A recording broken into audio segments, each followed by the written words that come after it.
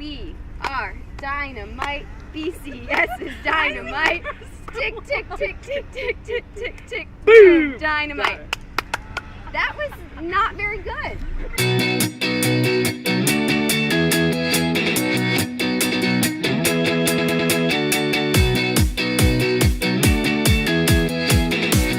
What's up, everybody? Welcome back to another episode of Lifestyles and Passions of the BCS Family. I am Brooke J. I'm Isaac Fatigoni, and today we have Jacqueline Lee and her dog Lemon. Little Lemon.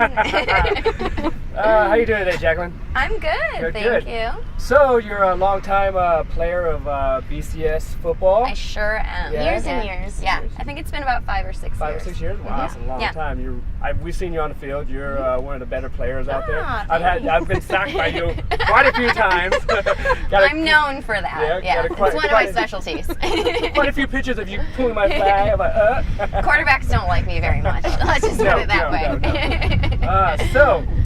So you're a blogger, photographer, Yeah. world traveler. Yeah, trying. I know you just got back from Hawaii yesterday, Yes, so I'm glad this worked out. Yeah.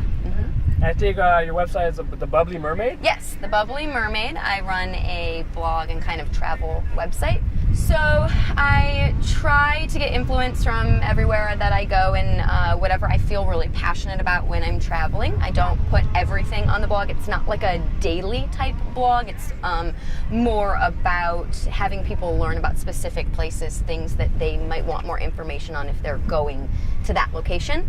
I also try to give very detailed information about how much like admission can cost, or if you want to learn more, here's a video to watch, here's the website, and that way it's kind of my experience and also a tutorial, so if they go themselves, they can kind of walk themselves through it. Like, what places have you gone this year? So this year, I started the year in New Zealand. I spent New Year's in New Zealand, which was really interesting. They have no big like ball drop. Obviously, our New Year's happens after theirs. They're like a day ahead of us. So the friends that I was staying with, they were really confused when I was like, hey, are we going to be watching like a ball drop on TV? So my friend actually, when the ball would have been dropping, she came running out of a room with a tennis ball in her pants and let it drop on the floor. She was like, that's our ball drop. Then I headed to Australia. I did the Great Ocean Road, which is like a really iconic Australian road trip to do.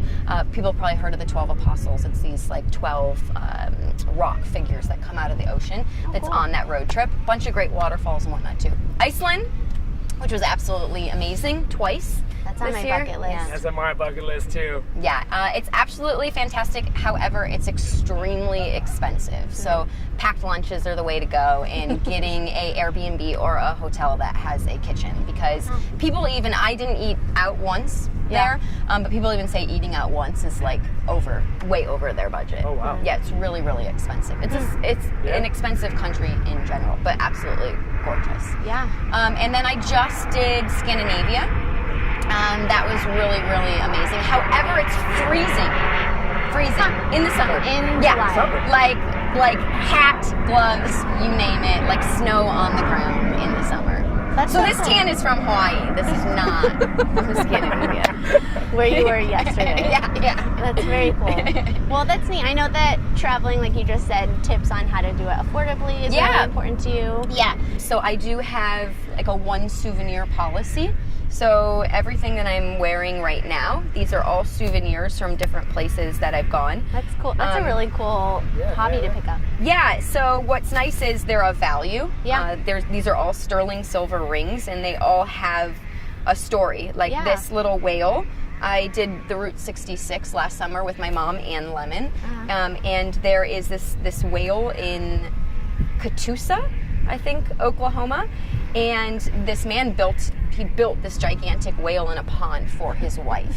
Oh wow. And now it's a public like swimming hole that you can pay to go swim there. So they all have a story behind them, and then you kind of feel complete once you buy a souvenir like that. You don't feel like you need to buy so much more other junk. Yeah, you don't come home with a bunch of junk and souvenirs. And it's probably better. I know the environment is really important to you. Yes. Yeah, it is. So that's also good. You're not buying all these clothes, all this kind of junk that you're not really going to use once you get home that you see everywhere while you're traveling, and you're like, oh gosh, I really, really need that one thing. However, once you get home, you won't wear it or won't use it.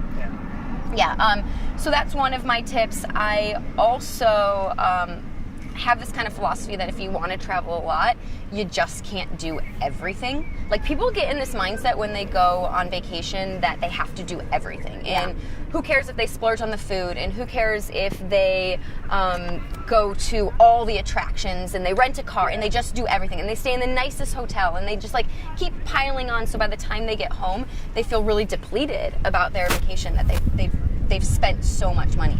I like to get back and have spent just as much money as I would at home. That way I can just start planning the next trip. Yeah. People don't like that tip. They don't want to follow that tip. I mean, I don't blame them. It's hard to be somewhere and kind of like not do everything, but you have to sometimes understand that it's also the experience of being there. Like coming right back from Hawaii right now, like I was in Hawaii. So maybe I don't have to do everything while I'm there, because it's also just the experience of and someone like you who is able to travel 4 months out of the year, I could see why that's a necessity. Because you're gonna run out of money really fast. Oh yeah. Just looking at your blog and your Instagram, we noticed that you do a lot of solo traveling.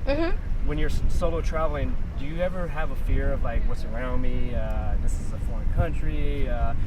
And if safety. Your safety. It's a really good question too, because a lot of women are worried about their safety. However, there are a ton of communities, like I'm involved in. It's called Girls Love Travel on Facebook, and it's a community where it's a women's only group, and it's a community where you can go on and maybe express your concern for a certain hostel you're going to be staying in, or ask girls, have you solo traveled to this country? How did you feel? And this community is really open and honest, and they'll help you navigate that so you can feel 100% safe before you go into the situation. I also have grown a community of Instagram friends that are also solo travelers, so a lot of times I just reach out to them and kind of have no shame in it. Hey, I'm going to be going to this country. I'm a little unsure of traveling by myself. Should I bring someone else with me? Should I go on group travel? What should I do? And usually they'll be very honest, because they want you to feel just as safe, and they'll be like, nah, I went there and I felt 100% fine. But I just think it's really important for women to understand that they can get out there and do this stuff. I see so many individuals and so many of my friends just kind of timid and scared to travel, or even to go on a hike, or just sign up for BCS or a meetup where they're going to be alone and they don't know people. And I just really want to try to empower women and feel confident in themselves that if I can do this, I mean, I'm just a normal person. If I can do this, you can do it too. What a fun brand to be able to build for yourself. I think that's so neat. It's changed my life. Traveling has changed my life, and that's why I just continue to do it, because it's really it's made me honestly a much more compassionate person, because you're seeing all these cultures, you're meeting. I have friends now from all over the world. I have a friend here right now sleeping at home that's visiting from Australia. So you do get this opportunity to meet people that you wouldn't if you were just at home. It gives you a bigger perspective instead of our little Orange County bubble that we're so good at staying in. I know. Well, it's a good bubble. I know why we stay. But we gotta get out of the bubble every now and again. That's great. I love that. Well, one of the questions we always ask our guests on our show is, how can the BCS family support you? So what's great is the BCS family, whether you know this or not, already is. When I show up to football games now, word gets through the grapevine of places I've traveled to, or people following the Bubbly Mermaid, and people now come up to me and say things like, hey, my boyfriend and I are headed to Iceland. We're really nervous about renting a car. Can you walk me through that experience? So word is spreading, and people, I think now that the blog, it's been a couple years that I've had the blog, it's becoming more established. People have trust in that now. They can go to my Instagram, they can see that I'm traveling all the time, and they have trust in asking me for advice. So that's really great, and I figure that's kind of like, what BCS is for. In the same time, like, then I'm meeting new people and getting new friends from that. But of course, always the BCS family could follow me on Instagram, the Bubbly Mermaid. Check out the website, follow the website, and just enjoy it and read it and and comment and have fun. Yeah, and take some of your tips while we travel. Yes, I always try and give tips, even on Instagram. Even though it'll be a beautiful photo, I try and give tips as well, as much as I can. Yeah. Short and sweet type of tips on there, but the website, of course, is really where. Yeah. Say hi! We are dynamite. BCS is dynamite. Tick, tick, tick, tick, tick, tick, tick, tick. We're dynamite.